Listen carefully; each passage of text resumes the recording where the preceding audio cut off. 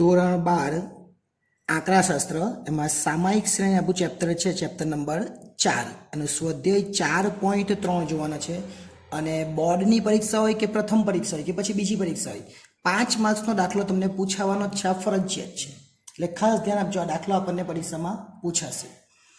એક કંપનીના વેચાણની માહિતી આપણને 3 વર્ષની ચલિત. હવે આ 3 વર્ષની ચલિત સરેરાશ આપેલી છે, આપણને બે રીતે પૂછે, એટલે 3 વર્ષ અને 4 વર્ષ, અને કેટલીક વાર આપણને 5 વર્ષ. એટલે 3 દાખલા પૂછાય: 3 વર્ષીય ચલિત સરેરાશ, 4 વર્ષીય ચલિત સરેરાશ અને 5 વર્ષીય ચલિત સરેરાશ. એમ કેટલા દાખલા પૂછાય? 3 દાખલા આપણે જોઈશું, આવી જ જશે આપણા. પહેલો દાખલો છે 3. તો આ જે 4 વર્ષીય છે ને એમાં એક લીટી છોડવાનું, બાકીનામાં લીટી નહીં છોડો તો પણ કંઈ નહીં. એટલે કેવી રીતના જો, અહીંયા હું લખું વર્ષ અને બાજુમાં આપણને આપેલું છે વેચાણ. શું આપેલું છે? વેચાણ. એ બાજુમાં વેચાણ લખી દેવાનું. વેચાણ એટલે એને ટી કહેવાય, નહીં લખે તો પણ કંઈ નહીં, આપણે લખી દઈએ ટી, બાજુમાં લખી દેવાનું અને પછી વેચાણ લખવાનું. એટલે અહીં લખીએ વેચાણ વાય, અને ટી લખવું હોય તો લખવાનું, ચાલો ટી લખી દઈએ, અને બાજુમાં વાય. વર્ષમાં લખવાનું 2006, 2007, 2008. 3 વર્ષીય છે ને એટલે આપણે આ 3 વર્ષીય છે એટલે આપણે એક લીટી છોડતા નથી, બાકી છોડે તો બી વાંધો નથી. પણ 4માં તો તમારે છોડવું જ પડે. 9, 10, 11, 12, 13. આવી ગઈ છે આપણી એપ્લિકેશન SS એજ્યુકેશન. આ એપ્લિકેશન ઇન્સ્ટોલ કરો. હવે થશે એકાઉન્ટ અને સ્ટેટનો દર દૂર. મળશે સંપૂર્ણ પાયાથી શિક્ષણ. બધા જ પ્રશ્નો, બધા જ સ્વાધ્યાય અને બોર્ડમાં પૂછાયેલા દાખલાનો સમાવેશ. વધુ માહિતી માટે SS એજ્યુકેશન એપ્લિકેશનને વિઝિટ કરી શકો છો. 14 અને છેલ્લે 15 છે. 15 સુધી આપણે લખવાનું છે. પછી ટી લખવાનો. ટી એટલે કંઈ જ નહીં. 1, 2, 3, 4, 5, 6, 7, 8, 9 અને 10. નહીં લખો તો પણ કંઈ નહીં. આ ચેપ્ટર 4.2માં આપણે લખતા જ હતા.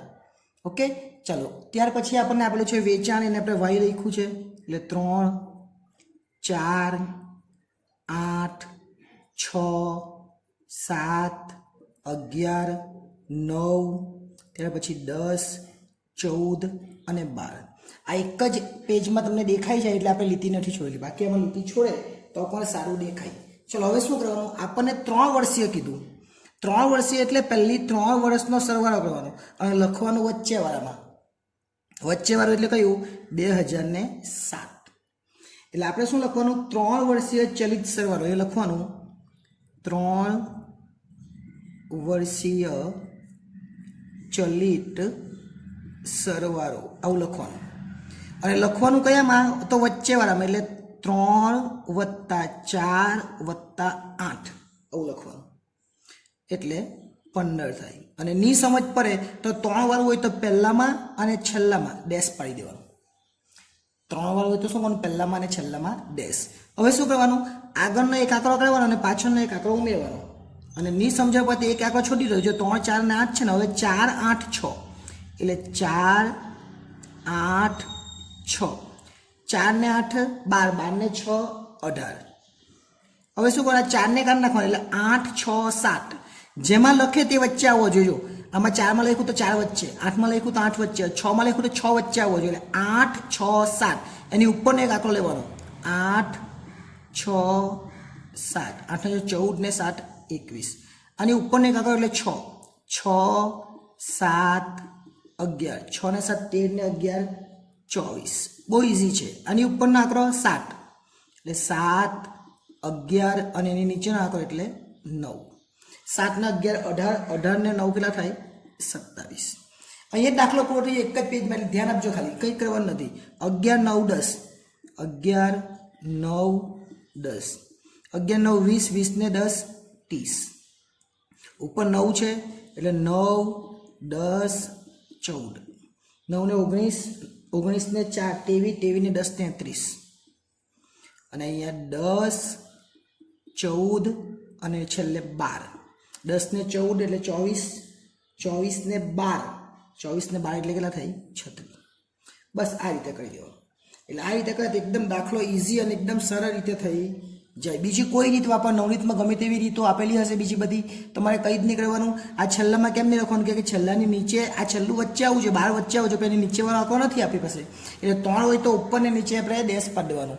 4 હોય તો એવું કંઈ કહેવાય, 4માં શું કરવાનું પછી કહેવાય. 5માં હોય તો ઉપર નીચે બબ્બેમાં ડેશ પાડી દેવાનું, એ પણ આવશે. બરાબર. હવે શું કરવાનું? 3 વર્ષીય સરેરાશ શોધવાની. હવે આપણે શોધવાનું 3 વર્ષીય, આ શું હતું? ચલિત સરવાળો. હવે ચલિત સરેરાશ, ચલિત સરેરાશ અને વલણ લખવું હોય તો વલણ લખી દે. ચલિત સરેરાશ વલણ, કેમ કે આપણે વલણ પૂછેલું છે ને, એ જો વલણ, અહીંયા આપણે વલણ પૂછેલું છે એટલે. ઓકે, ચલો કેવી રીતના કરવાના? તો આપણે 3 વર્ષીય છે એટલે આને 3 વડે ભાગી કરવાનું.